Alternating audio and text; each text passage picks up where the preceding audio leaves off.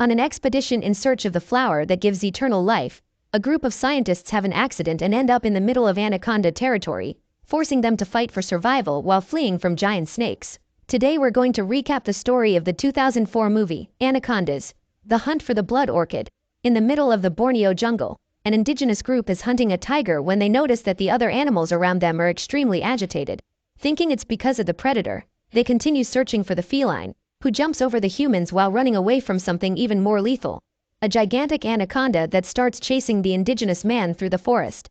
While fleeing, the man ends up being swallowed by the snake and only manages to free himself by sticking his blade into the animal's body. But when he runs again, he ends up falling into a shallow lagoon where he is finally devoured by the anaconda. At WH's headquarters in New York, the company's leaders hold a meeting with the research team and decide to terminate funding, claiming that they have made no progress in recent months. To keep their study afloat, Jack and Mitchell claim that they will get a lot of money and explain that they are studying the bloody orchid, a flower native to Borneo that blooms every 7 years and stays alive for only 6 weeks after that. When at its peak, this orchid can extend cell life by more than 50 times, making it the ideal ingredient for creating a fountain of youth in capsule form. Realizing the sales potential this has, the CEO asks if they have tested it on humans and Jack replies that they need more orchids before they start the testing phase, as the sample they got has already decomposed. With only a week to go until the flowering season ends, Mitchell asks for money to travel to Borneo and the president authorizes the expedition. Now that they have the money, the two scientists put together a team of researchers who are going to Indonesia to collect it, but when they get there, they discover that they are in the middle of the rainy season. As they need a boat to get upriver to the center of the island, Sam tries to hire a transport company, but they all refuse to sail in the storm and his wife comes up with the idea of hiring a local captain. Desperate, they go to the bar frequented by a well-known fisherman and offer $25,000 for the trip, but Bill argues that he is the only one willing to go up the river in the rain and demands $50,000 to take them. Out of options, Mitchell accepts the offer and meets up with the rest of the team in front of the boat, where Bill and his sidekick Tran present the accommodation. With everyone on board, Jack meets with the captain and shows him the map of the place where the explorers found the first orchid, but Bill sees that the route they followed must be flooded and suggests that they go up slowly to check the path. Racing against time, Cole, the team's geographer, checks his computer and discovers that the best option is to take another route. Now that the route is set, Bill heads upstream while the scientists communicate with the company to report their situation, but because of the rains, the signal begins to fail and they are left completely incommunicado. With nothing to do, the group spends the day sailing until it's finally time for dinner. Seeing the food on the table, Kong, Bill's pet monkey, can't resist the bananas and goes over to the table to try and grab one, but as he's already had his dinner, the man kicks him off and he decides to go to the roof of the boat to get some fruit from the trees. Not seeing that his pet has left, Bill keeps the boat moving and Kong ends up being left behind, forced to shout to try to get his guardian's attention. After a while, the little monkey gives up and starts eating the fruit when he is found by a gigantic snake that starts chasing him. Frightened, Kong runs into a tree trunk and hides, hoping that the snake won't catch him, but soon it manages to find its prey and the monkey is forced to climb a tree, being chased by the anaconda that slowly climbs after him. From inside the boat, Bill hears Kong's cries of despair without realizing that they are his pets. He doesn't realize he's missing until the next morning. While the man is looking for the monkey, researcher Gail is checking to see if the signal has returned, when she leans on the hatch, which suddenly opens, causing her to fall into the water. To save her, Sam orders Tran to slow down the boat and everyone goes to the back to help, but before they can rescue her, the blood in the water attracts the attention of a crocodile that attacks her from behind, forcing Bill to jump into the water to rescue the girl. With his help, Gail manages to get back to the ship and the captain stays behind to fight the crocodile, piercing the eyes of the gigantic crocodile while Tran takes aim with a rifle, but can't shoot so as not to hit his captain. Suddenly, the crocodile begins to do its attack and sinks with Bill soon after. After a few tense seconds, the man emerges safe and sound and removes his knife from the lifeless crocodile's head, returning to the boat like a true hero. But before they know it, the giant snake appears behind them and devours the carcass of the knocked-out crocodile. Unaware of the risk they are taking, everyone gathers around the table while Ben stitches up Gail's arm. But while they are distracted, Kong falls into the middle of the group out of nowhere, giving them all quite a fright. After calming down his monkey, Bill goes to Jack and asks to talk in private. In the cabin, the captain warns that the river is getting fuller and fuller and says that they will have to go around another way. But knowing that this will delay the trip by 2 days, Jack offers Bill another $50,000 to ignore the risks and go ahead anyway. With the deal done, The captain leaves Tran in charge and goes to rest, but wakes up at dawn when he realizes that the logs in the water have damaged the rudder. To fix the boat, Bill tinkers with the engine and then tries to speed up the boat, but the propeller is totally jammed and they end up missing the turn-off, heading towards an extremely rough waterfall. With no way to save himself, Bill just watches as his boat plunges downstream and sinks into the shallows. With everyone adrift, the captain orders them to swim towards the shore without suspecting that the anaconda is right behind them and almost devours Sam. But at the last second, the woman manages to get out of the water and the snake decides to turn around for no reason.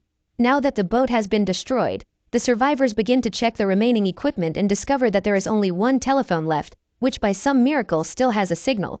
Knowing that it will take days for the nearest patrol to reach them, Bill decides that he will call a friend who sails in the area and arrange to meet him on the shore a few kilometers ahead.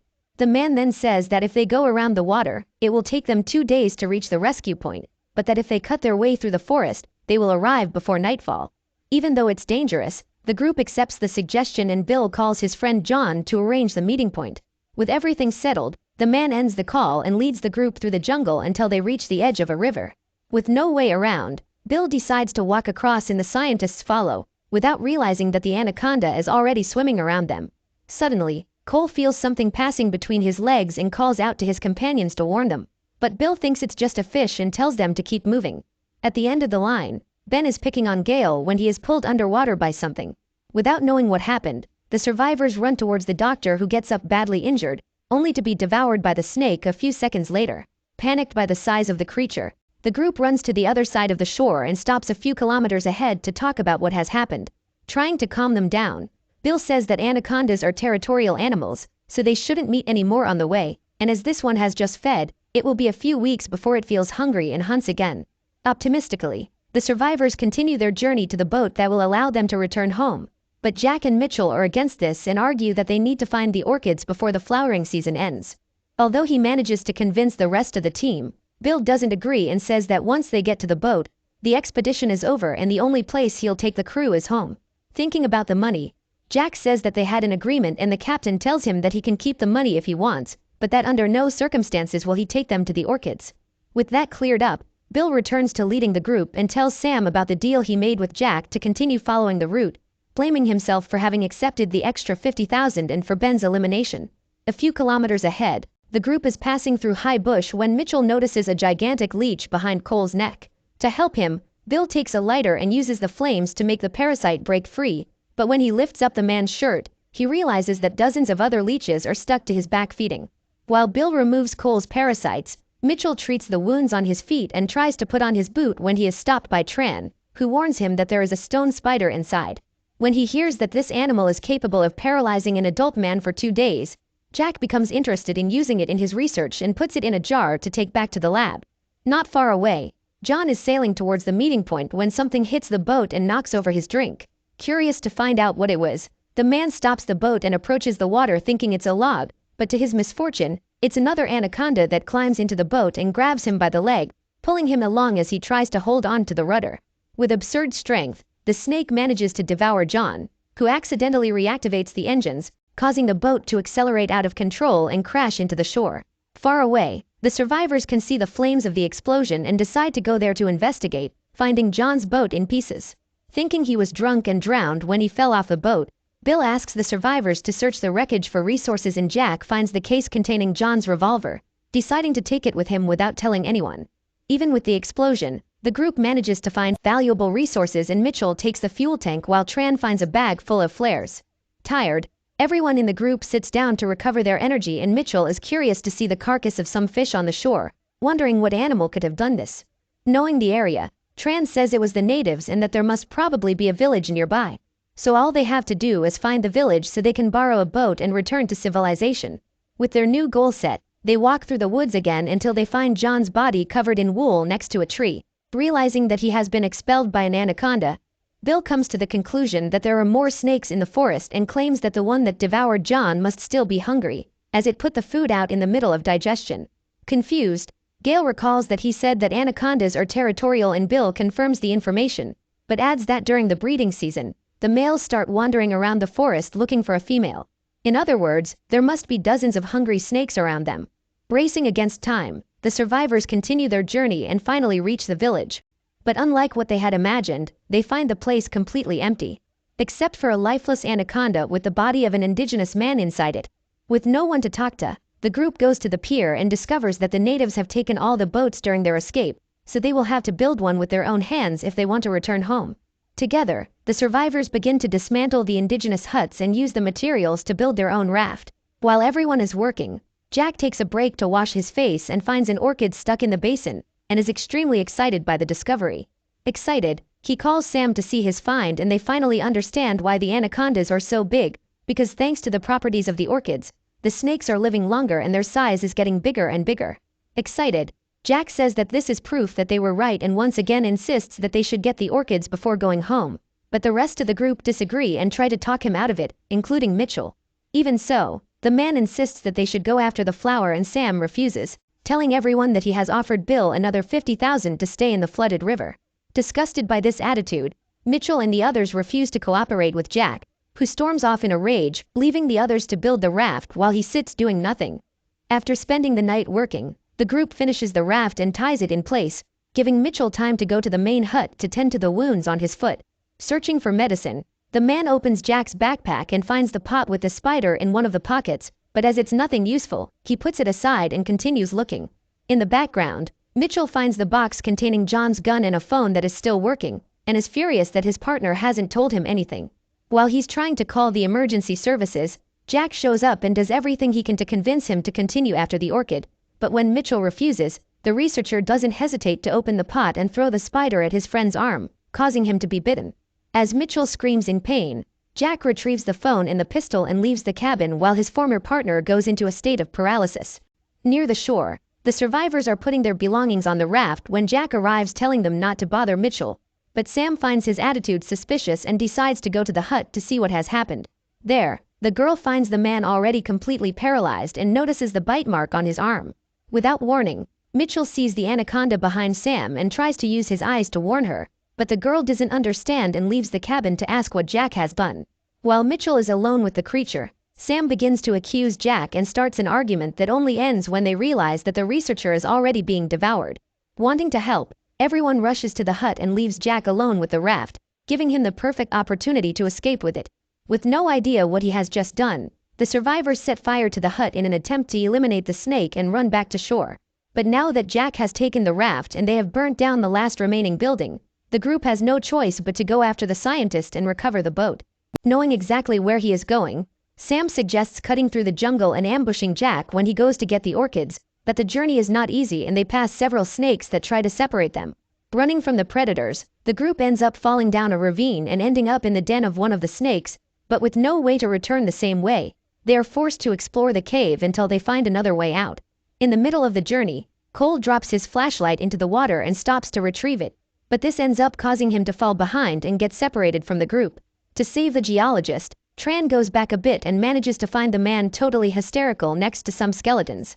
Now that they are behind, the two of them pick up the pace to join the group and Tran ends up getting careless, causing him to step on a crack in the ground and sink into the narrow passage.